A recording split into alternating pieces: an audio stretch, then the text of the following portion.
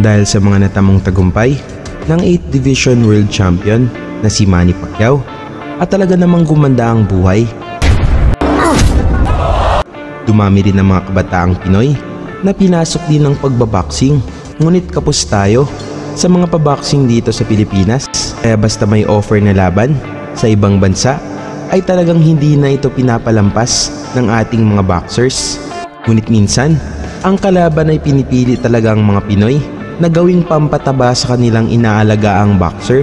Isa na nga dito, itong tubong Bicol na si Christian Avila alias Plastic Man, na kung saan literal talaga ito na ipapalapa lang sa tinaguriang future superstar ng China, ang undefeated na si Li Leshan na may magandang record sa amateur bago pinasok ang pro boxing. Ngunit sa pagpasok ni Shan sa pro ay nakakuha kagad ito ng 2 panalo na kung saan mabilis pinabagsak nito ang kalaban sa unang round. Kaya dahil dito, maraming mga Chinese fans na talagang inaabangan ang mga susunod na laban ni Shan. Ngunit malaki ang kanilang pagsisisi na Pinoy ang pinili nila para ihain sa kanilang pambato. Tara na mga bro, ating balikan itong laban na talagang nawawmali ang mga Chinese. Nakala nila masarap na hapunan lang sa kanilang pambato itong batang Pinoy. Dala ng Chinese na sila mga bro ang record na 2 wins, 0 loss at 2 knockouts, habang ang Pinoy na si Avila naman ay may 10 wins, 12 losses at 8 knockouts sa laban na naganap sa Macau, China. Sa umpisa ng laban, talagang nagpakitang gilas na kagad ang pambato ng China na naka blue trunks, na talagang tumatama naman ang mga malalakas na suntok nito sa Pinoy.